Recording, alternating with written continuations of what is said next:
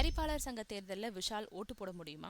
தயாரிப்பாளர் சங்க தேர்தல் வரும் மார்ச் 5 நடக்குது. சங்கத்துல இருந்து இடைநீக்கம் செய்யப்பட்டிருக்கிறதுனால இந்த தேர்தலில் நிற்கவோ வாக்களிக்கவோ முடியாத நிலையில இருக்காரு நடிகரும் தயாரிப்பாளருமான விஷால். தமிழ் திரைப்பட தயாரிப்பாளர்கள் சங்கத்துக்கு தேர்தல் நடத்துறதுக்காக ஓய்வு பெற்ற நீதிபதி ராஜேஸ்வரனை தேர்தல் அதிகாரியா சென்னை உயர்நீதிமன்றம் நியமிச்சிருக்கு. அவர் சென்னையில இருக்கும் தென்னிந்திய திரைப்பட வர்த்தக சபையாளர்களை நேத தயாரிப்பாளர்களை சந்திச்சு தேர்தல் பத்தி ஆலோசனை நடத்தினாரு.